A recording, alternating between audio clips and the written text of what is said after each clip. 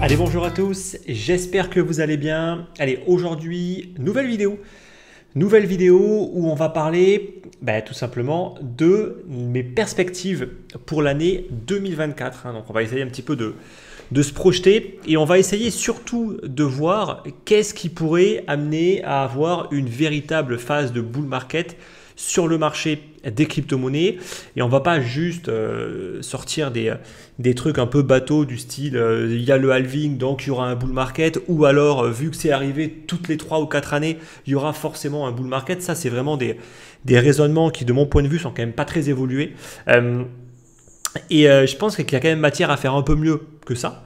Et donc on va essayer quand même de se poser tout un tas de questions sur qu'est-ce qui pourrait amener éventuellement une phase de bull market, peut-être pour 2024, voire pourquoi pas 2025, même si je sais qu'en général on déteste attendre et on voudrait que ça arrive demain. Mais pour le coup, en général, ça paye uniquement pour ceux qui sont les plus patients. Donc, on va commencer par faire une analyse du Bitcoin. Ensuite, je ferai rapidement une analyse de l'Ether. On parlera des alts. On parlera également du marché des NFT. Je pense qu'il y a pas mal de choses à dire par rapport à ce marché. Et on parlera ensuite un petit peu macro, ETF Bitcoin et toutes ces choses-là qui pourraient éventuellement amener une sorte de cocktail plutôt intéressant pour avoir une phase haussière sur ce marché.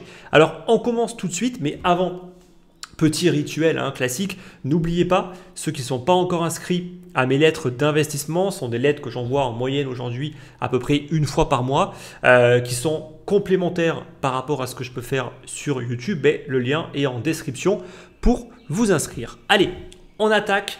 On commence avec le Bitcoin. Là, je vous mets le graphique du Bitcoin. Comme à mon habitude, on va prendre un maximum de recul. Là, on est en 3D. Bon, le Bitcoin, pour faire plutôt simple et pour compléter un petit peu l'analyse que j'ai déjà pu faire sur de précédentes vidéos, voilà, on a eu cette phase de rebond depuis le début de l'année où on a commencé à construire une structure haussière avec des plus hauts et des plus bas systématiquement de plus en plus haut. On a commencé à caler notamment sur la résistance des 30 000 $, qui est une résistance majeure, c'est un niveau pivot clé vraiment du marché. Si on casse le niveau des 30 000 $, on peut réellement espérer repartir dans quelques mois sur une dynamique beaucoup plus haussière. C'est vraiment un niveau clé qui est important. Donc c'est un niveau qui est bien évidemment massivement défendu par les vendeurs qui ne veulent absolument pas le voir repris par les acheteurs. Et donc pour l'instant, c'est clairement un niveau qui fait office de très très forte résistance. On a bataillé un long moment sur ce niveau pour au final se retrouver aujourd'hui avec un rejet. Et de nouveau, on revient tester la zone des 25 000 $ qui correspond au précédent plus haut de notre précédent range où la zone des 25 était une zone de résistance majeure qui a été cassée. Elle devient résistance, mais attention, on est revenu dessus de manière violente. Pour l'instant, à l'heure où je parle en tout cas, on n'a pas encore réellement de rebond. C'est une zone qui doit absolument être défendue si on veut espérer un bull market dans les mois à venir. Voilà. Si jamais cette zone est cassée par le bas, avec une clôture au moins en 3D, au mieux en weekly, on peut dire adieu à tous les espoirs de bull market pour un bon bout de temps. Voilà. Parce que concrètement, ça veut dire qu'on va réintégrer le range qu'on avait déjà eu du mal à casser la dernière fois. On avait buté à 2 reprises sur ce niveau-là. On avait fait un gros rejet, on était remonté, puis on avait réussi à le casser. On l'a retesté une première fois. Si on le reteste une deuxième fois et que ce n'est pas encore un niveau qui est massivement défendu, ça sent quand même plutôt mauvais avec une reprise de contrôle des vendeurs. Donc ça, c'est ce qui est factuel. D'accord ? Il faut mettre ses préjugés, ses avis, ses biais de côté. Ce qui est factuel aujourd'hui, c'est que si ce niveau n'est pas défendu par les acheteurs, on peut oublier une phase réellement haussière avec une cassure des 30 000 $ pour un bon bout de temps parce qu'à mon avis, on va partir pour latéraliser encore un bon moment. Donc, c'est le niveau clé à défendre. Alors, de nouveau, il faut des clôtures. Ce n'est pas avec une petite mèche qui va aller chercher dans la zone des 24 que c'est tout de suite panique à bord, bien évidemment. Faire attention par rapport à ça.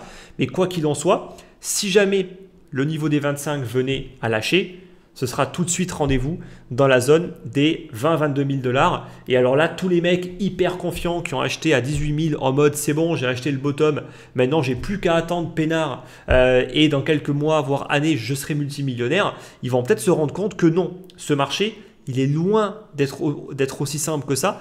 Et parfois, on pense faire partie des meilleurs, on pense avoir acheté au meilleur niveau, mais si on revient titiller sur ces niveaux-là, je peux vous assurer que beaucoup vont commencer à douter. Et c'est là où on peut commencer à avoir des vrais moments de doute où les personnes ou les investisseurs qui ont tenu jusqu'à présent vont commencer à vendre également, ce qui peut provoquer une véritable phase de mini panique. Voilà, pour l'instant, on n'y est pas du tout. Hein. Moi, quand j'ai vu là sur les réseaux des personnes qui commençaient déjà à paniquer sur une baisse de 10% du Bitcoin, ça me fait bien rire parce que pour l'instant, on a une petite correction, mais c'est rien du tout. Par contre, c'est sûr que si ça plonge et qu'on revient chercher dans la zone des 18, entre les 18 et les 15 000 $ assez rapidement, là, il y aura de la panique qui va vraiment se déclencher et des personnes qui vont vraiment commencer à douter. Et c'est quand le doute s'installe que les opportunités sont réellement présentes.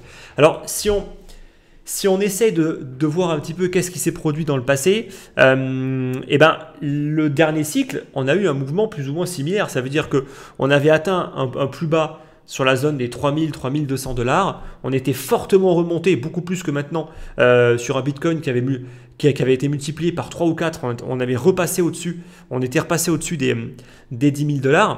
Puis, on avait replongé, notamment avec le crack Covid, on était revenu chercher dans la zone des 4 000 $. Et ceux qui ont acheté dans les 3-4 000 $ en mode c'est bon, j'ai acheté le plus bas, maintenant j'ai plus qu'à attendre, beaucoup, à mon avis, ont dû complètement paniquer quand ils ont vu le Bitcoin se prendre moins 50% en l'espace de quelques semaines et revenir chercher leur niveau qu'ils pensaient. Voilà, c'est bon, c'est fini, le Bitcoin ne va plus jamais revenir chercher ces niveaux-là. Donc là, dans ce scénario-là, on pourrait avoir une mèche qui vienne chercher de nouveau dans la zone des 18, voire même un petit peu plus bas, peut-être des 16 000 $. Et là, Dieu sait que beaucoup vont paniquer. Voilà. Et peut-être que là, on aura vraiment une opportunité d'achat où on pourra se dire, ok, là j'y vais parce qu'on vient de se prendre une énorme claque.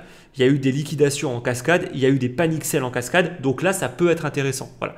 Bon, de nouveau, on n'y est pas du tout, d'accord? Mais c'est important de toujours se préparer à tous les cas de figure possibles pour ne pas être surpris et savoir quoi faire en fonction de qu'est-ce que le marché va nous donner. Moi, c'est pour ça que j'ai aucun complexe de parler de scénario baissier. Je sais qu'il y a certaines personnes qui ne peuvent pas parler de ça parce qu'ils ont tellement un biais haussier qu'ils se refusent même juste d'imaginer un quelconque scénario, un quelconque scénario baissier. Je trouve que c'est une énorme erreur de faire ça et un manque vraiment important d'expérience parce que quand on commence à avoir de l'expérience, on se rend compte que tout est plus ou moins possible. Bon, bien sûr, je ne vous bassine pas avec les scénarios à 2 balles du style le Bitcoin qui va retomber à 1000 $ ou les conneries comme ça. Non, je ne parle quand même pas de ça, il faut quand même rester rationnel. Mais quoi qu'il en soit, ne jamais mettre de côté tous les scénarios baissiers qui peuvent avoir lieu.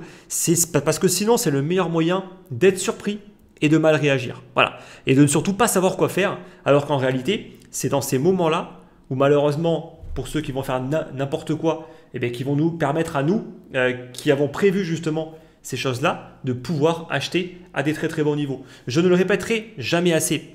Quand on a des bons niveaux d'achat, ça veut dire que de l'autre côté, il y a des personnes qui sont sous l'eau, qui sont en train de se prendre des grosses pertes et qui sont en train de vendre avec le couteau sous la gorge. C'est comme ça. C'est la loi du marché. Si demain, vous voulez acheter un bien immobilier le moins cher possible, ça veut dire qu'en face, il faut que le vendeur il soit le couteau sous la gorge et qu'il accepte de se prendre une grosse perte. Donc, quand il y a une personne qui gagne, il y en a un qui perd. C'est comme ça. D'accord? Donc, si on veut acheter le plus bas possible, il faut avoir aucun scrupule par rapport à ça. Et il faut se dire qu'en face, il faut que ça souffre, il faut qu'il y ait de la souffrance et il faut qu'il y ait des personnes qui fassent des erreurs, des mauvais choix et qui vont perdre du pognon. Et c'est comme ça qu'on peut vraiment réussir à acheter des très très bons actifs immobiliers, crypto, peu importe, à des très très bons prix. Ça passe toujours dans la douleur. Voilà. Donc ceux qui veulent, pour le coup, comment est-ce que je pourrais dire ça sans que ce soit trop choquant. Ceux qui sont trop gentils et qui veulent vivre dans le monde des bisounours où tout le monde gagne de l'argent, j'ai envie de dire, vous serez dans le lot de ceux qui vont acheter au pire moment. Voilà. Si vous voulez acheter au meilleur moment, ce sera dans la souffrance de beaucoup de personnes, mais ce sera au profit également d'autres personnes. Ça, il y a peu de personnes qui le disent, mais pourtant c'est la stricte vérité. Et ça, il faut vraiment jamais l'oublier. Donc voilà en tout cas un petit peu par rapport au Bitcoin. Les niveaux sont plus que clairs. Maintenant, il n'y a plus qu'à voir qu'est-ce que nous fait le Bitcoin. Tant qu'on ne reprend pas les 30 000, on peut oublier tout espoir de bull market pour l'instant. Et si on n'arrive même pas à défendre les 25 000, on peut se dire que là, on est reparti pour des mois et des mois encore de consolidation. Et je ne parle même pas des alts. Et on va en parler justement après, mais ça risque d'être une hécatombe également au niveau des alts qui n'ont pas du tout la même configuration technique que Bitcoin. Donc, voilà un petit peu par rapport à ça. Je parlerai un petit peu après, donc justement, des différents scénarios, plus en me basant sur la macro, sur qu'est-ce qui pourrait se passer par rapport au Bitcoin. On verra ça un petit peu plus tard dans la vidéo. Je voulais aussi qu'on parle un petit peu des hypes dans des phases de bear market. Parce que c'est toujours fascinant de croire que il y a encore beaucoup de personnes qui pensent que dans une phase de bear market, il y a encore plein d'opportunités. Alors, il y a des opportunités, je ne dis pas le contraire, mais elles sont extrêmement difficiles pour les investisseurs de se positionner au bon moment et surtout, elles sont éphémères. Elles vont durer que quelques semaines, voire un mois à tout casser. Et donc, ça sous-entend d'avoir une stratégie de prise de risque extrêmement faible et de systématiquement récupérer ses plus-values et d'encaisser, encaisser très rapidement. Ceux qui ne font pas ça, tout simplement, ils voient que ça monte et que ça retombe et basta. Voire même pire, ils vont rentrer au très mauvais moment en mode c'est bon, je rentre, je vais holder, et, tout va bien se passer. Et au final, non, ils vont se faire complètement rincer. Là, je vous mets le graphique qui nous montre un petit peu la performance et notamment le volume qu'il y a au niveau des ordinals. Rappelez-vous, hein, les ordinals, j'avais fait une vidéo pour vous dire attention, c'est une phase de hype, on est déjà beaucoup trop tard pour rentrer dessus, c'est déjà parti, c'est beaucoup trop tard. Ne rentrez surtout pas maintenant, attendez et surtout si vous voulez absolument investir, investissez uniquement sur le premier qui a été créé, c'est le ordi et faites ça sous forme d'un DCA que vous lissez sur plusieurs années parce que c'est un truc qui va juste retomber. Voilà. Et donc, vous allez juste moyenner ensuite le prix moyen sur un prix moyen qui ne sera pas trop dégueulasse. Voilà. Bon, ben, au final, de nouveau, là, je ne suis pas devin, c'est normal. D'accord ? Ceux qui pensent que dans une phase baissière, on peut avoir une phase de hype où tout va sur la lune, ça, c'est juste du manque d'expérience et de la naïveté. D'accord ? Ça n'arrive pas. D'accord ? C'est éphémère systématiquement. Là, on le voit, la phase de hype, elle a duré à peine un mois, durant le mois de mai, où c'est monté en flèche, et ensuite, boum, ça retombe. Et là, on est retombé aujourd'hui sur les niveaux quasiment du tout début des ordinals. Donc, ça veut même dire que ceux qui sont rentrés vraiment au tout début, en février, début mars, aujourd'hui, ils sont peut-être même limite pas en gain. D'accord ? Peut-être qu'ils ont encore un peu de gain, mais surtout, tous ceux qui sont rentrés après, ils se sont fait rincer. Donc ça, il faut le dire et il faut systématiquement le rabâcher. Toutes les phases de hype dans une tendance qui est bear et il faut arrêter de dire qu'on n'est pas dans une tendance baissière. C'est complètement faux. On est toujours dans une tendance pour l'instant de fond qui est baissière. Il suffit de voir le comportement qu'on a sur les alts, sur les volumes d'échange, sur tout ce que vous voulez. On est dans une tendance baissière. Et il suffit de le voir sur les phases de hype. Ça monte, ça retombe, illico presto, ça retombe tout de suite parce qu'il n'y a personne pour acheter au final. Il y a juste un noyau dur qui est présent et qui va encore se faire rincer. Et de nouveau, il n'y a personne d'autre. Donc il y a vraiment une phase de hype, ça dure longtemps quand il y a vraiment cette capacité à systématiquement faire venir du monde, à ramener toujours plus d'argent, toujours plus de monde. C'est ça qui peut alimenter une phase de hype dans une phase de bull market, vu que le nombre d'investisseurs est croissant, eh bien forcément, voilà, ça peut durer plusieurs mois sans aucun problème. Mais dans une phase baissière, ça ne peut pas durer. Voilà. Donc, c'est très bien pour ceux qui font du court terme, pour ceux qui ont conscience de ça, qui vont rentrer quelques jours, quelques semaines et de suite ressortir, c'est très très bien. Mais s'il vous plaît, arrêtez de vouloir faire du long terme sur des trucs comme ça. Et en plus, arrêtez de rentrer au pire moment. Voilà. Mais là, pour le coup, moi, j'ai fait une vidéo par ça pour vous dire clairement ce qu'il fallait faire. Donc, ceux qui ne l'ont pas fait, j'ai envie de dire encore une fois de plus, dommage pour eux, tant mieux pour nous. Voilà. Ensuite, passons maintenant sur l'Ether. Alors, l'Ether, bon, il y a une corrélation extrêmement forte avec le Bitcoin. Il y a un niveau de résistance majeur qui n'est pas celui des 30 000, mais qui est celui des $2000. Voilà. Donc, les $2000, c'est le niveau clé. On avait très bien consolidé pendant des mois et des mois, encore beaucoup plus que par rapport au Bitcoin, sous cette zone des 2000 $. Pour l'instant, ça part à la baisse. Donc attention, si on a une sortie de compression de plusieurs mois à la baisse, ça marche dans les deux sens de nouveau. Hein. Quand le prix compresse énormément et qu'après il y a une direction qui est donnée, ça peut être un mouvement extrêmement violent. Donc là, de nouveau, on a eu un début de signal. Si les acheteurs se réveillent, c'est maintenant. Si jamais ils ne se réveillent pas maintenant, boum, on va enfoncer et on va tout de suite se retrouver dans la zone des 1600, voire même, à mon avis, plus bas, dans la zone des 1400 $ sans aucun problème. Mais là, de toute façon, voilà, je pense que ce qu'il faut regarder en priorité, c'est le Bitcoin. Tant que le Bitcoin ne donne pas de réels signaux acheteurs intéressants, le reste du marché ne fera rien. Encore une fois de plus, ceux qui pensent que les alts vont réussir à se décorréler par rapport au Bitcoin, je pense que c'est encore une fois un manque d'expérience et une naïveté folle, parce que ça n'arrivera pas. Voilà. En tout cas, pas encore aujourd'hui. On n'a pas suffisamment, je pense, développé les projets pour qu'on ait vraiment une réelle décorrélation du marché. Il y a encore beaucoup trop de spéculation de mon point de vue pour qu'il y ait une réelle décorrélation du marché. Et encore une fois de plus, ça c'est pas moi qui le dis, c'est les graphiques. Voilà, il suffit juste de voir le comportement des alts dans leur ensemble pour se rendre compte que c'est encore fortement corrélé et que tant que le Bitcoin ne sera pas durablement haussier, les alts ne le seront pas. Et c'était même encore pire depuis le début de l'année parce qu'on avait un Bitcoin qui passait haussier avec des alts qui ne faisaient rien. Donc vous voyez que c'est encore pire. Donc surtout, ceux qui veulent toujours tout miser sur les alts, prudence. L'Ether, de mon point de vue, est aujourd'hui un projet qui est suffisamment mature pour être considéré au même plan que le Bitcoin. Donc il y a BTC, ETH et le reste du marché. Et c'est pour ça que même l'Ether s'en sort quand même plutôt bien en termes de résistance.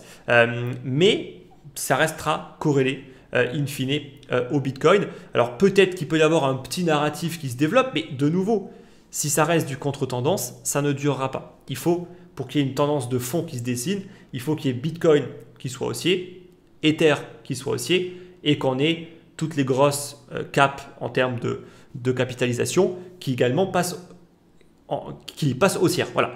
J'ai un petit peu du mal aujourd'hui. Donc voilà.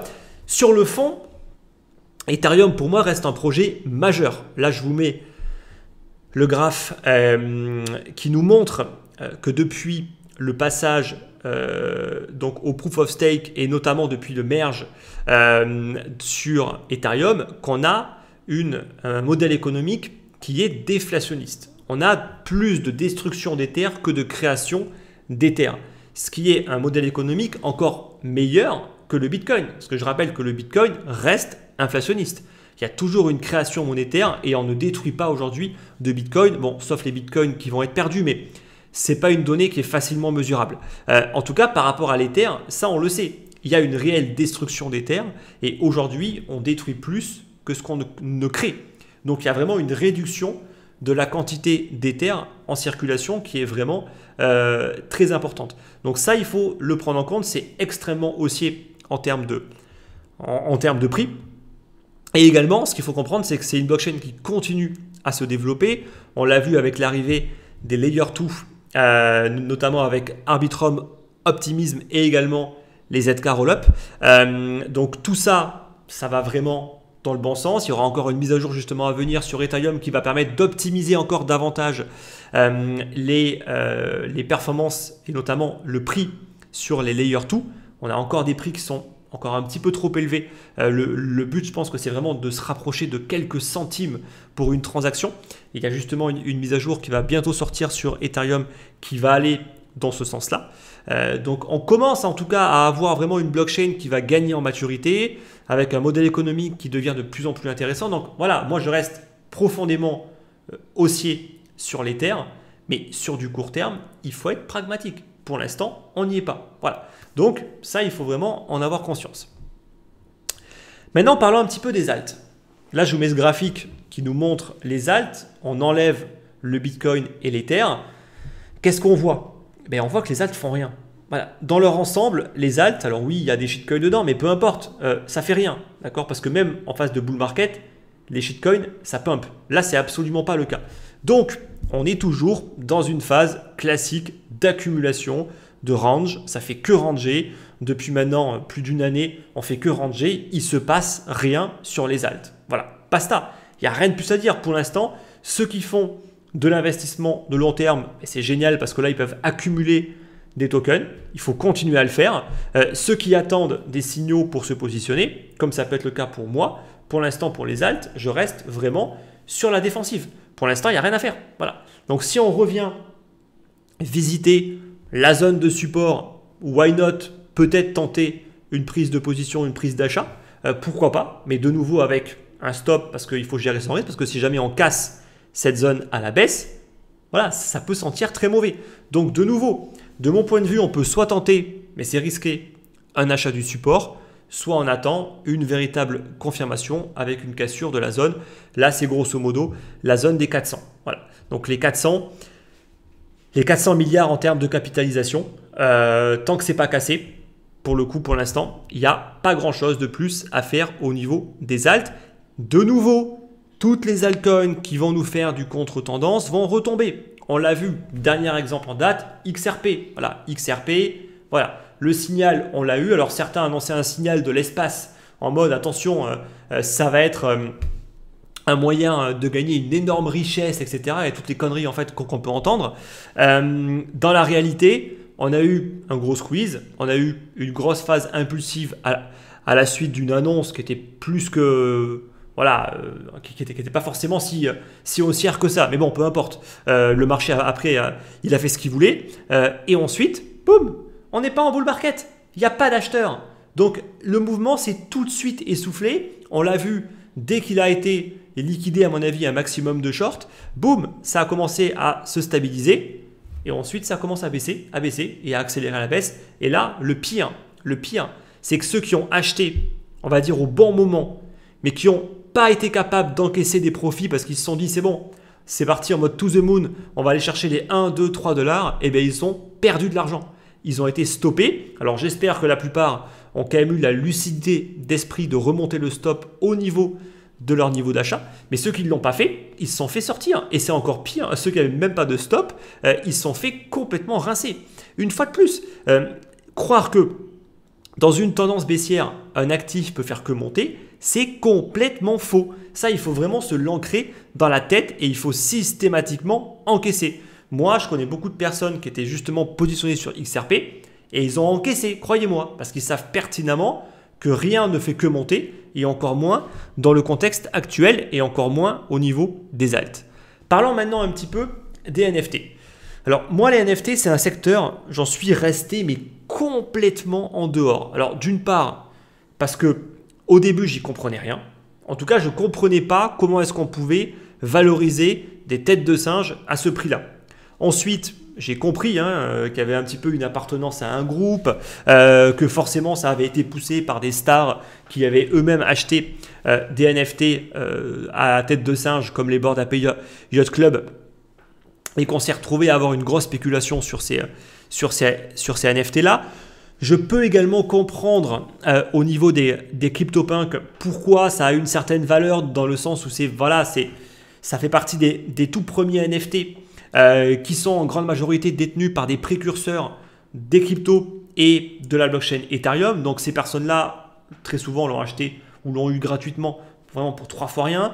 Donc même si ça a beaucoup de valeur, bon, ils ont gagné aussi beaucoup d'argent grâce aux cryptos, donc ils peuvent se permettre de les holder. Là, je vous mets donc l'évolution des prix sur les principales collections, notamment la collection numéro 1 qui est celle des Bored Ape Yacht Club. Bon, ben voilà, on est retombé aujourd'hui à 23 Ethers.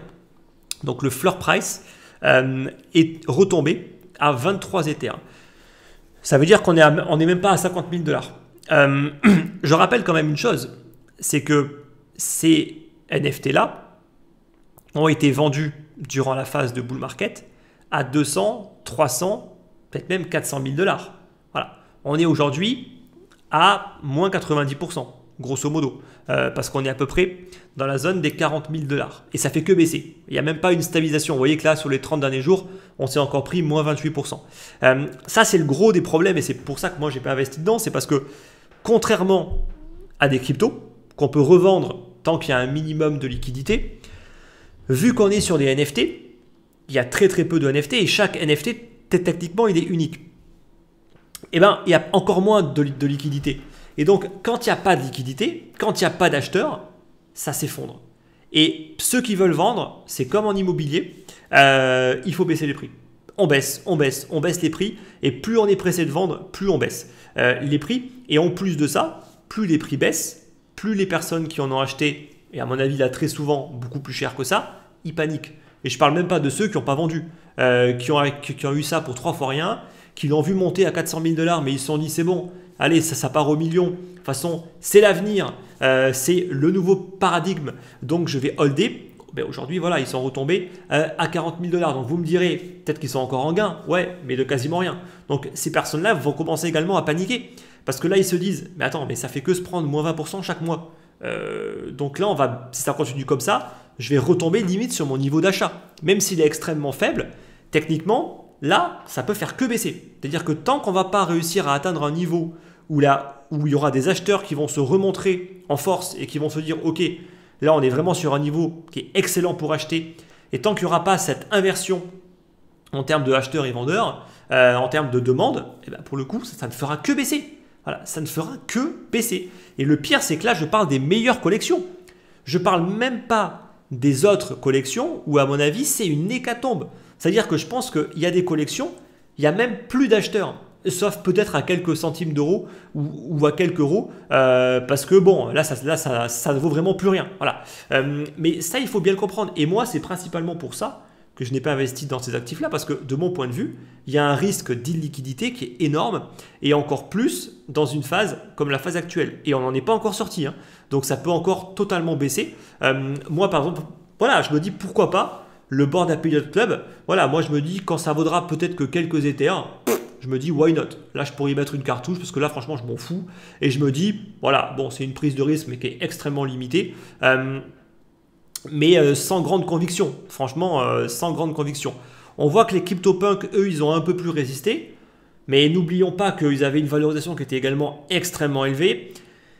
Et que les CryptoPunks, ils sont en grande partie possédés par des personnes qui sont dans le marché depuis très longtemps. Ce qui n'est pas le cas pour les Bored Ape Yacht Club qui ont été achetés par beaucoup de noobs, qui ont été amenés dans toute la vague crypto, bullrun et NFT et qui voilà, ne font que vendre et ne comprennent pas pourquoi est-ce qu'ils ne sont pas millionnaires aujourd'hui. Voilà. Donc en tout cas, si on regarde également les volumes d'échange des principales collections, vous voyez que le volume s'est complètement effondré. On a toujours du volume d'échange, hein, il y a toujours certaines collections qui sont encore échangées, mais grosso modo, comme vous pouvez le voir, c'est vraiment minoritaire. Et là, de nouveau, on se concentre que sur les principales collections. Donc moi, les NFT, je continue à les mettre de côté. Pour l'instant, je trouve que, honnêtement, tant qu'il n'y a pas au moins un début de stabilisation, de mon point de vue, il y a encore trop de risques et il y a trop de projets intéressants pour se positionner qui ont des configurations bien plus intéressantes, notamment au niveau de la DeFi que par rapport au NFT. C'est un choix personnel, mais de mon point de vue pour l'instant, on n'a toujours pas atteint une maturité au niveau du marché dans lequel je me dis maintenant je peux re-rentrer. Voilà. Et puis rien ne nous dit que la collection des têtes de singe va de nouveau avoir une phase de hype, parce que tout le monde part du principe que voilà, c'est la plus grosse des collections, donc il faut aller vers celle-là. Mais c'est un phénomène de mode, d'accord? Et les phénomènes de mode, ça vient et ça part. Et moi, je me dis, ça se trouve, demain, il y aura une nouvelle collection qui va peut-être générer une phase de hype, mais ce ne sera peut-être pas celle-là. Et contrairement au marché crypto, où il y a des valeurs sûres, où on sait que c'est Bitcoin, Ether, c'est pépère, si on repart en bull market, je suis certain que ces projets-là vont monter. Pour les NFT, j'en suis pas certain. Alors peut-être plus au niveau des CryptoPunks, peut-être même plus, mais de mon point de vue, moi, je ne mettrai jamais 50 Ethers dans un pixel art. Voilà. Après, ça c'est vraiment une question de principe. Et après, chacun fait ce qu'il veut, bien évidemment. Voilà. Maintenant, on va terminer avec le cocktail. Qu'est-ce qu'on pourrait avoir comme cocktail pour espérer une phase réellement haussière sur ce marché? Alors déjà, de mon point de vue, la première des choses, c'est un desserrement de la vis monétaire de la part des banques centrales et notamment de la part de la Fed, voilà, avec une baisse des taux. Pour l'instant, on n'y est pas du tout. Là, je vous mets ce tableau qui nous montre les prévisions en termes de politique monétaire de la Fed. pour l'instant, la manière la plus simple de lire ce graphique, c'est juste de se rendre compte qu'aucune baisse de taux n'est prévue avant mai 2024. Voilà. Donc, on n'est pas encore sur une année complète, mais voilà, on n'en est quand même pas loin pour l'instant. Et ce ne sont que des prévisions. Je rappelle que ça peut être amené à évoluer très rapidement. Si jamais l'inflation a du mal à vraiment retomber, ça se trouve, on va rester encore plus haut, encore plus longtemps. Mais en tout cas, en l'état actuel des choses, des données qu'on a aujourd'hui, voilà, c'est l'estimation qui est faite. Et comme vous pouvez le voir, il y a même pas mal de chances, 30% environ, pour qu'il y ait encore une hausse de taux, non pas lors de la prochaine réunion, mais la réunion de novembre et ou décembre. Et même janvier. Vous voyez, quand on est à 20% et 50% qui penchent sur une stabilisation et pas de changement au niveau des taux. Donc tout ça, il faut le prendre en compte. Moi, c'est pour ça que je me dis que cette année n'est pas l'année où on peut avoir ce fameux cocktail explosif pour avoir cette phase de bull market. Donc ça, c'est le premier point. De plus, certes, les taux vont rebaisser à partir de la mi-année 2024. C'est en tout cas ce qui est prévu. Mais on parle de petites baisses, d'accord? On aura toujours des taux qui vont rester à plus de 4% durant encore toute l'année 2024. Donc on est encore sur une politique qui va rester encore plus ou moins restrictive. Donc ça, il faut le prendre en compte. Maintenant, on ne sait pas ce que la Fed va être amenée à faire. Les choses peuvent encore énormément évoluer en fonction du contexte macro. Si l'économie commence à s'accélérer à la baisse, peut-être que la politique va se détendre plus rapidement également. Donc vous voyez que pour l'instant, en tout cas en l'état actuel des choses, on n'est pas encore tout de suite sur un desserrement monétaire et même sur le fameux pivot. Je vous rappelle qu'il y a encore plusieurs mois de cela, on ne faisait que parler du pivot. Pour l'instant, le pivot, on n'a toujours aucune idée de quand est-ce qu'il va avoir lieu. On peut encore avoir une hausse de taux. Et pour les baisses, pour l'instant, on se dit que ça pourrait arriver à partir du mois de mai. Vous voyez que pour l'instant, on n'y est pas. Franchement, on n'y est pas du tout. Et il peut se passer encore beaucoup de choses d'ici au mois de mai avec des taux qui sont toujours aussi élevés. Il peut y avoir beaucoup de cases, beaucoup de faillites et beaucoup de problèmes. Voilà. Donc, beaucoup de choses qui peuvent encore beaucoup évoluer. Et ça fait beaucoup de beaucoup. Ensuite, si on parle un petit peu des ETF, il y a un indicateur qui est hyper intéressant de surveiller. Là, je vous mets ce graphique. C'est le premium sur le GBTC. Donc, le GBTC, c'est le trust de Grayscale.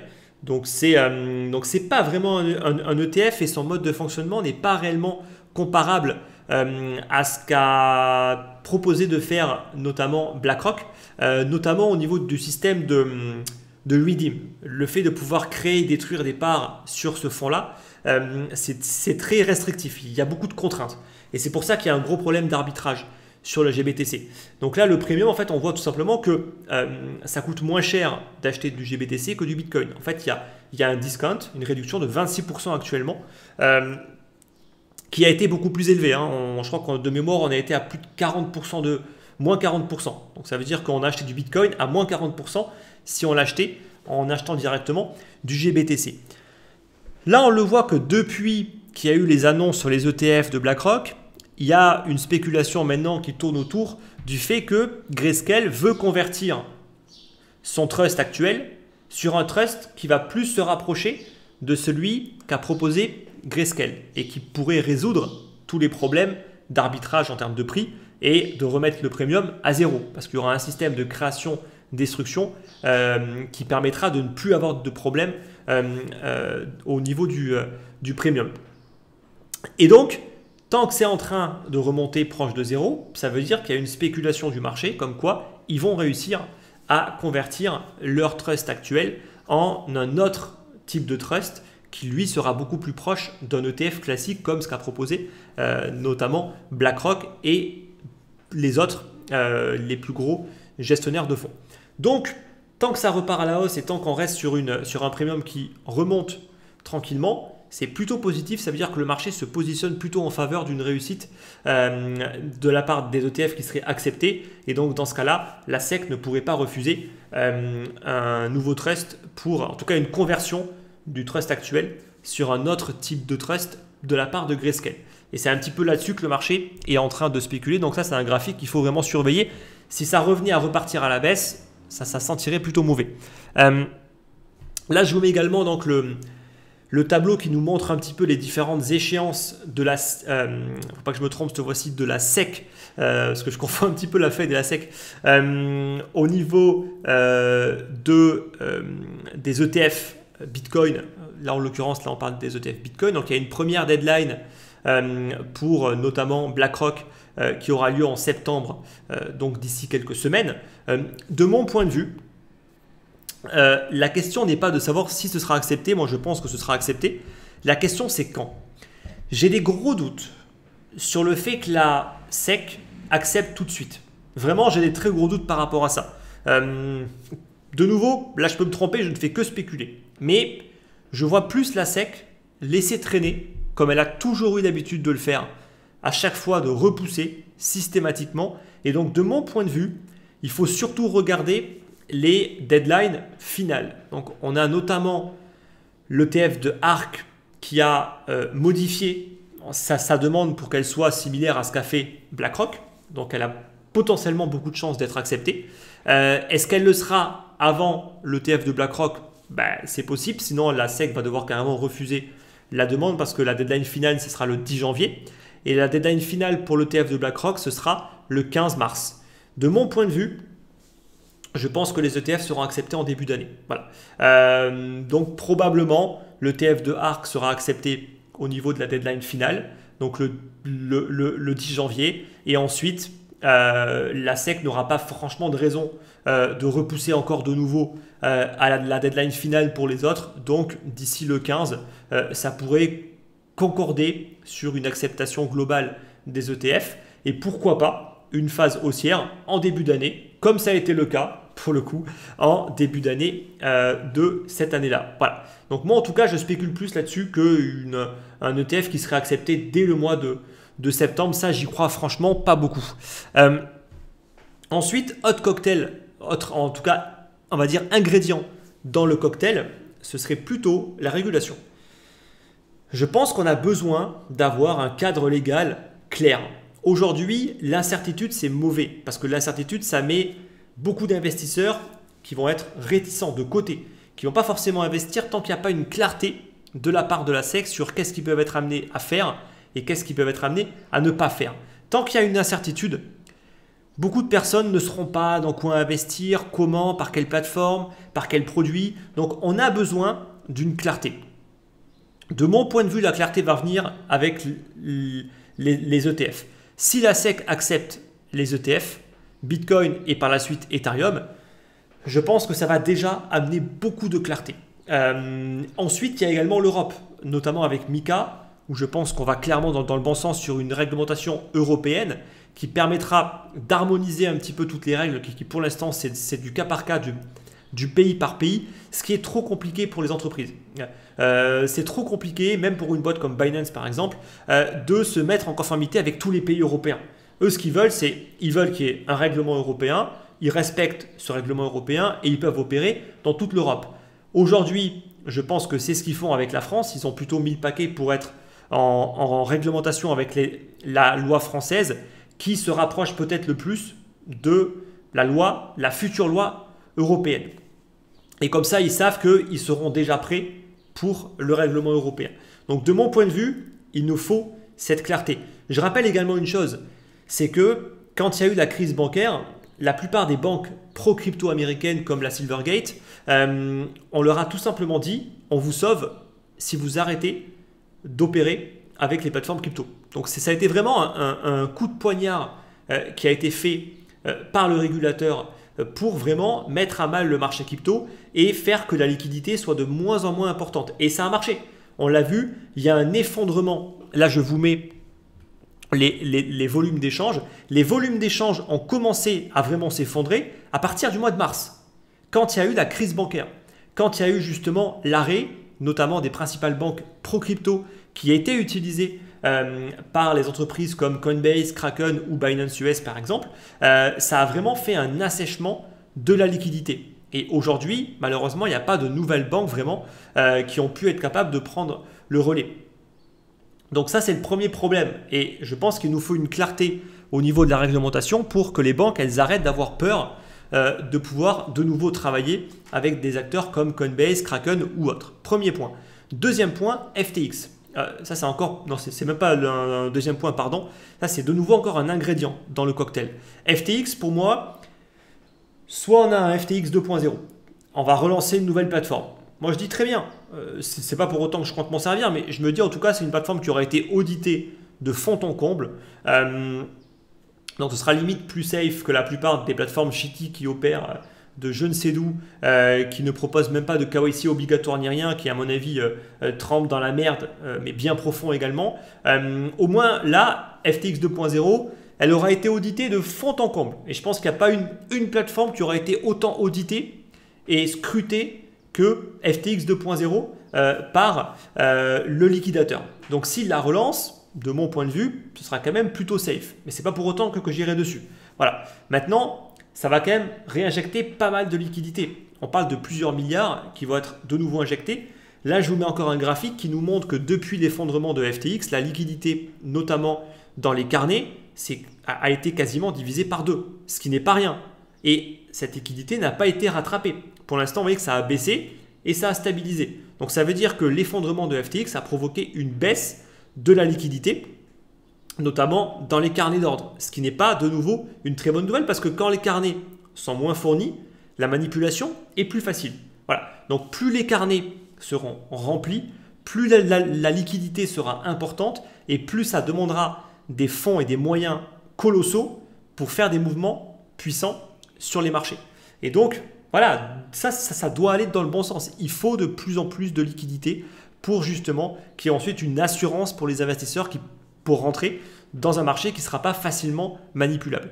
Et on le voit que depuis l'effondrement de FTX, on n'a pas du tout regagné cette liquidité dans les carnets. Donc un FTX 2.0 pourrait éventuellement remonter un petit peu, éventuellement, cette liquidité-là. Ensuite, dans les autres ingrédients, on a le halving, bien évidemment. On a l'acceptation des ETF Bitcoin et Ether. On a également pour moi une reprise des marchés financiers, une réelle reprise haussière. Aujourd'hui, on a des indices qui sont plutôt hauts, mais qui ont été drivés par quelques boîtes, voilà, par les GAFAM et quelques autres boîtes comme Nvidia par exemple, qui ont connu des très très grosses phases de hausse, mais l'ensemble du marché est plus dans une phase de stabilisation que réellement une phase haussière. Donc ce qu'il nous faudrait pour moi, c'est une réelle reprise des marchés avec les différents secteurs, le secteur de la santé, de la consommation, etc., qui repartent à la hausse. Et là, on aurait de nouveau un début de démarrage haussier qui serait, à mon avis, plutôt favorable également pour les actifs à risque et donc pour le marché des crypto-monnaies. Pour l'instant, ce n'est pas encore le cas. Et je dirais également une baisse du dollar. Je rappelle qu'une baisse du dollar, c'est plutôt favorable pour les actifs à risque comme le private equity, le marché action et le marché des crypto-monnaies. Pour l'instant, on est plus sur une phase de rebond du dollar avec tout le narratif anti-dollar, les BRICS et tout ce que vous voulez. Bon, pour l'instant, le dollar, il est toujours là, je vous rassure. Et on est sur une grosse phase de rebond. Donc maintenant, à voir jusqu'où est-ce qu'on ira en termes de rebond. Et ensuite, comment est-ce qu'on peut repartir sur une dynamique plus baissière, au moins de correction. Voilà. Donc tout ça, c'est les ingrédients pour un cocktail, pour vraiment un marché qui peut repartir. Donc vous voyez qu'on n'y est pas. On n'y est pas du tout, même j'ai envie de dire. Donc c'est pour ça que, de mon point de vue pour l'instant, il faut être patient. Voilà, il faut être patient. Si on veut faire de la gestion plus active, eh bien, il faut accepter que pour l'instant, il n'y a pas encore vraiment de signaux et encore moins de signaux sur les alts. Il faut être patient. Si on fait de l'investissement à long terme, c'est très bien, continuer à investir, mais il va falloir encore tenir peut-être 6 mois, 1 an et demi, 2 ans. On n'en sait rien. Voilà. Et ce ne sera pas forcément facile. Mais en tout cas, de mon point de vue, on reste sur des niveaux qui sont intéressants pour faire notamment du DCA, voire du value averaging. Et donc, il faut continuer. Mais ce n'est pas demain la veille qu'on va avoir une phase haussière. Donc là, j'espère avoir exposé un petit peu tous les arguments. Ceux qui vont juste prendre un graphique, vont faire une projection et vous dire, voilà, on a une configuration qui est plutôt similaire, donc on devrait partir en bull market. Ça, je suis désolé, mais ça vaut rien. Ça vaut strictement rien. Ça n'a aucune valeur. Parce que l'évolution des prix dépend du comportement des investisseurs. Et le comportement des investisseurs dépend de tous les ingrédients que je viens de vous donner. Donc, arrêtez en fait de juste faire des fractales en mode, regardez, on a une configuration similaire, donc dans quelques mois, on part en bull market. Non, franchement, il faut arrêter et il faut être un peu plus intelligent que ça, s'il vous plaît. Voilà.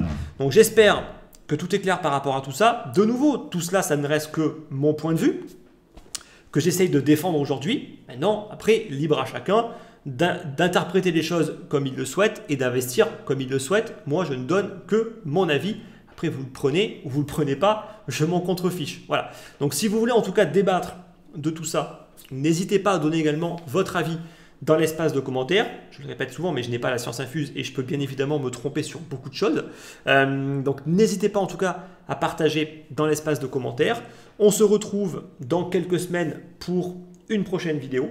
Et sur ce, je vous dis bon investissement, bon courage en tout cas pour la suite de ce deuxième semestre. Et à très très vite pour une prochaine vidéo. Bye bye.